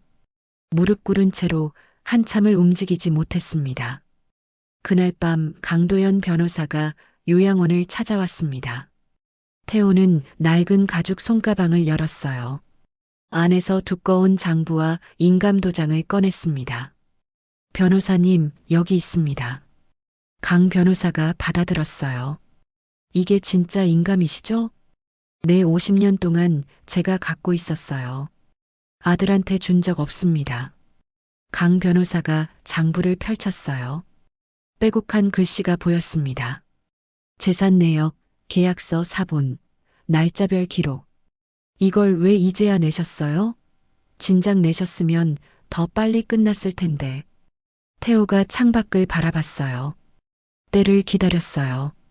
때요? 화내면 지는 거예요. 소리 지르고 욱하면 미친 노인 취급받아요. 태호의 목소리가 담담했어요. 그래서 참았어요. 하나씩 기록하고 증거 모으고 사람 모으고 그러다 보니 때가 왔어요. 강 변호사가 고개를 끄덕였습니다. 내일 이 증거들 법원에 제출합니다. 문서 위조 혐의로 기소될 거예요. 태호가 고개를 끄덕였어요. 감사합니다. 변호사가 떠난 뒤 경자가 남편 옆에 앉았습니다. 여보, 이제 진짜 끝나는 거예요? 태호가 아내의 손을 잡았어요. 응, 이제 끝내는 거야.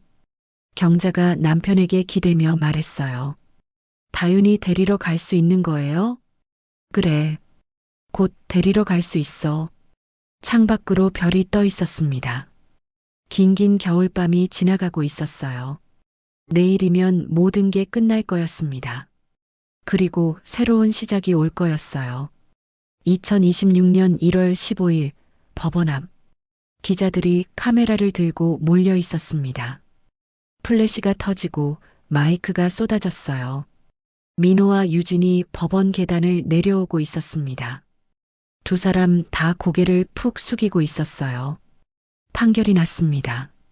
민호는 문서 위조 혐의로 징역 2년에 집행유예 3년, 유진은 공모 혐의로 징역 1년에 집행유예 2년.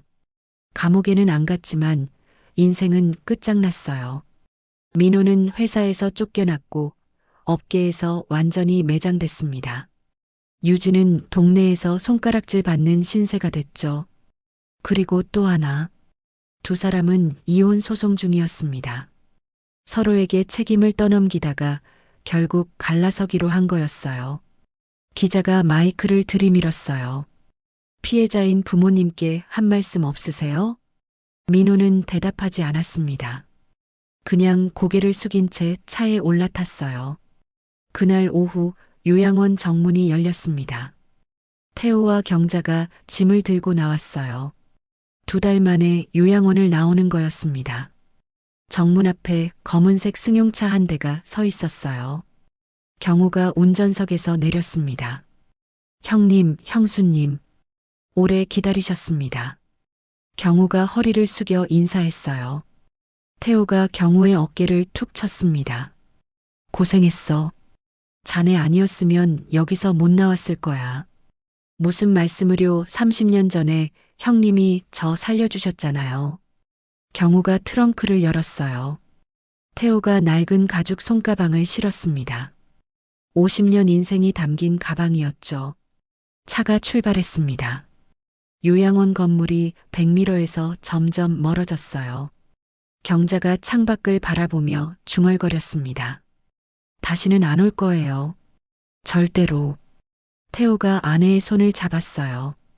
그래. 다시는 안 와. 차는 서울로 향했습니다. 1시간 뒤 차가 어느 아파트 단지 앞에 멈췄어요. 태호와 경자가 내렸습니다. 낯선 동네였어요. 처음 와보는 곳이었죠. 여기가 어디예요? 경자가 두리번거렸습니다. 태호가 아파트를 올려다봤어요. 우리 새 집이야. 새 집이요? 태호가 고개를 끄덕였습니다. 내 이름으로 된 아파트야. 아들한테 안 알려준 거. 여기서 살 거야. 경자의 눈이 커졌어요. 여보, 이런 게 있었어요? 비상금이라고 생각해. 이런 날이 올 줄 알았거든. 두 사람이 엘리베이터를 타고 올라갔어요. 12층에서 내렸습니다. 현관문을 열자 햇살이 쏟아져 들어왔어요. 거실이 환했습니다. 창밖으로 한강이 보였어요. 경자가 거실 한가운데 서서 빙글 돌았습니다. 여보, 여기 진짜 우리 집이에요? 그래. 이제 여기가 우리 집이야. 경자의 눈에서 눈물이 흘렀어요. 기쁜 눈물이었습니다. 일주일 뒤 강도연 변호사에게서 연락이 왔습니다. 어르신 민호 씨 부부가 이혼 확정됐어요.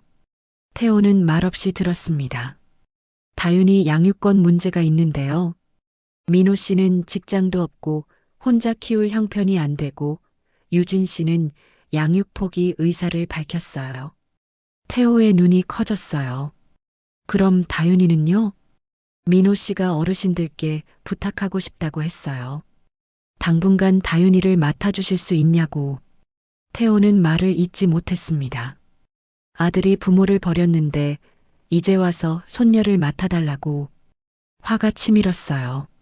하지만 다윤이 생각에 마음이 흔들렸습니다.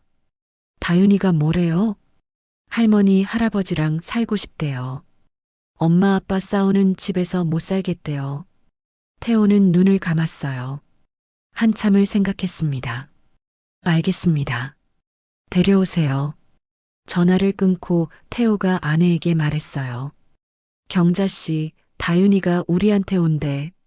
경자가 벌떡 일어섰습니다. 정말요? 우리 다윤이가? 응. 민호 부부가 이혼했어. 다윤이 갈 데가 없대. 경자의 얼굴이 복잡해졌어요. 아들 부부에 대한 분노와 손녀에 대한 걱정이 뒤섞였습니다. 불쌍한 것. 그 어린 게 무슨 죄야. 토요일 오후 2시 초인종이 울렸어요. 경자가 후다닥 현관으로 뛰어갔습니다. 문을 열자 강 변호사가 서 있었어요. 그리고 그 옆에 작은 아이가 캐리어를 끌고 있었습니다. 다윤이었어요. 눈이 퉁퉁 부어 있었습니다. 울다 온 게 분명했죠. 할머니. 다윤이가 할머니에게 달려들었습니다. 경자가 손녀를 꽉 끌어안았어요. 다윤아, 우리 다윤아. 할머니, 나 이제 여기서 살아도 돼요? 다윤이가 울먹이며 물었어요. 그래. 할머니랑 살자. 오래오래 같이 살자. 다윤이가 할머니 품에서 울었어요. 경자도 울었습니다. 2달 동안 참았던 눈물이 한꺼번에 쏟아졌어요. 태호가 다가왔습니다. 다윤아, 할아버지. 다윤이가 할아버지에게도 안겼어요. 태호가 손녀를 번쩍 안아 올렸습니다. 우리 다윤이, 고생했어.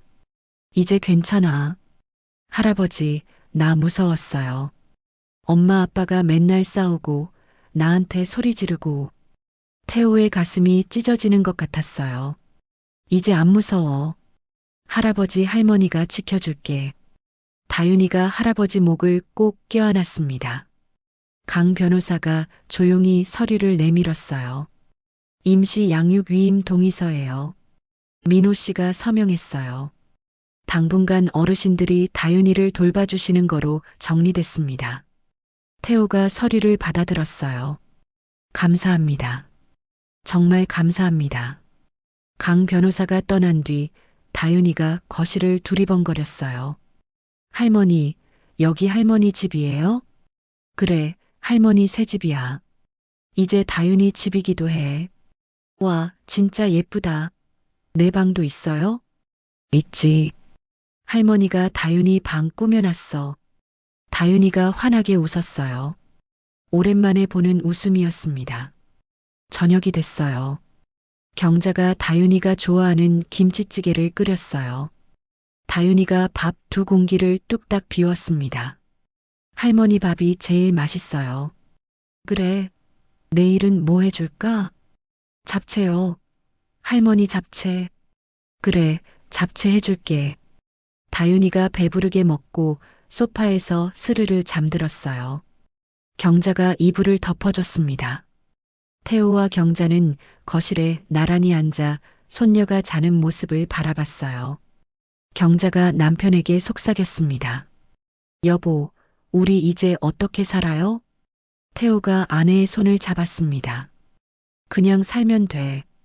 아침에 일어나서 다윤이 밥 차려주고 학교 보내고 그렇게 사는 거야. 힘들지 않을까요? 우리 나이에. 힘들어도 해야지. 저 애한테 우리밖에 없잖아. 경자가 고개를 끄덕였어요. 그래요. 우리가 지켜줘야지. 창밖으로 첫별이 떠올랐습니다. 긴긴 겨울이 끝나고 있었어요. 2 사람은 말없이 손을 잡고 앉아 있었습니다. 소파에서 다윤이의 고른 숨소리가 들렸어요. 이제 다시 시작이었습니다. 느리지만 단단하게. 셋이 함께 50년을 걸어온 2 사람이었어요. 이제 손녀와 함께 새로운 길을 걸을 거였습니다. 오늘의 사연 마음에 와닿으셨나요? 사람의 진심은 결국 시간이 증명합니다. 오늘 누군가에게 따뜻한 말 한마디 전해보세요. 그게 바로 사랑의 시작일지도 모릅니다. 함께 해주신 여러분, 고맙습니다.